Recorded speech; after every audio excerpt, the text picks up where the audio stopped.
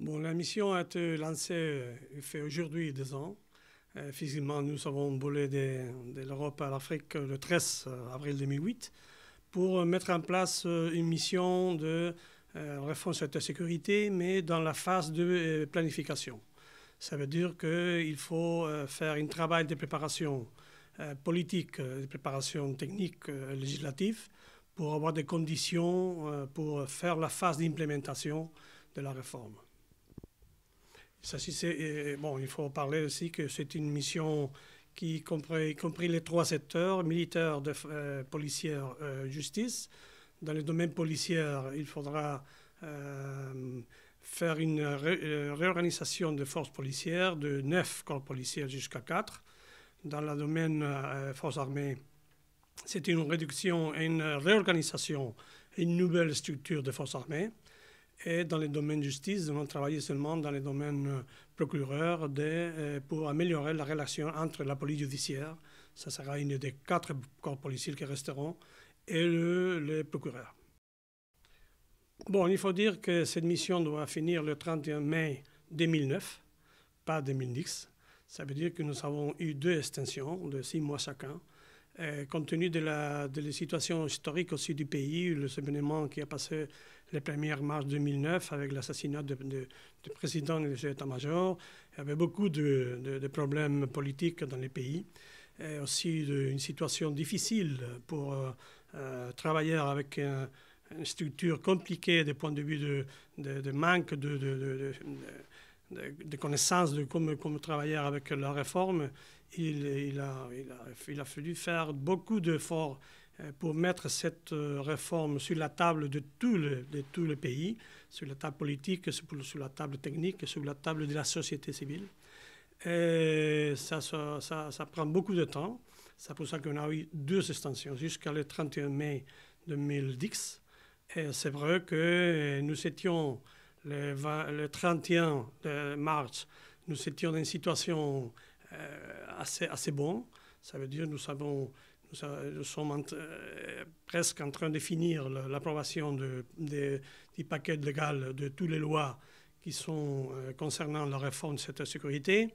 Et après le 1er d'avril, les choses ont changé dramatiquement, compte tenu que la situation, même si le militaire dit que c'est une situation purement militaire, il a clairement dépassé les limites de ce qui peut être considéré comme un problème interne des militaires, avec l'arrestation du président et du Premier ministre, avec l'arrestation des propres chefs d'état-major, avec des menaces qui ont été dans les radios, qui ont battu de manifestants qui s'est montré partisans du Premier ministre. Ils ont fait beaucoup d'erreurs, beaucoup d'illégalités, qu'on a mis la situation du point de vue politique d'une façon très compliquée.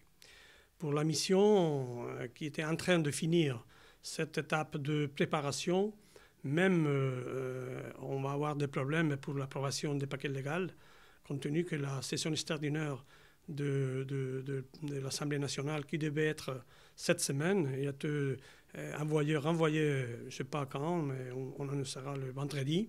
Mais ça veut dire que même l'approbation du paquet légal est encore en train d'être une réalité. Et d'autre côté, il faut dire que le président du pays a fait une déclaration vraiment dure, en reconnaissant que les faits du 1er avril ne sont pas une chose interne militaire, c'est une chose vraiment compliquée qui affecte le pays lui-même, et qu'il veut faire une restructuration de la tête militaire de commandement des forces armées qui doit être fait. Et je crois que si ça ne change pas, ça veut dire que le président réussit à avoir un contrôle de la situation qui montre que vraiment les politiciens sont en commande du pays, militaire. Même si on a fait d'erreurs, on doit reconnaître et être soumis à la légalité. Nous, on peut dire qu'on peut recommencer le travail qui a été prévu pour le 1er juin, mais si à la fin on n'a pas de cette situation, ça sera très difficile pour le pays de suivre la réforme. Bon, je suis ici premièrement pour faire la présentation du rapport semestriel qui couvre le septembre jusqu'à le 30 de mars. Ça veut dire que les événements du 1er avril n'étaient pas couverts par ce rapport, mais j'avais fait aussi un rapport spécial sur la situation.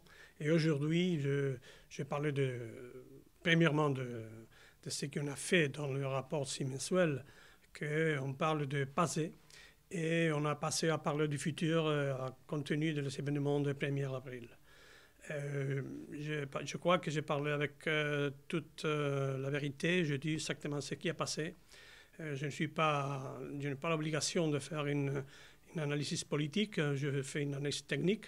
Je suis le chef de mission à Guinée-Bissau, ça veut dire que je suis ce qui était dans le terrain, dans les événements, et je dis exactement ce que je pense sur la nécessité d'une position politique de l'Union européenne qui doit renforcer la position politique des politiciens à Guinée-Bissau pour faire face à ce problème qui, je crois qu'avec le support international, les politiciens guinéens pourront surmonter la situation d'illégalité qui a été provoquée par l'actuation des militaires le 1er avril.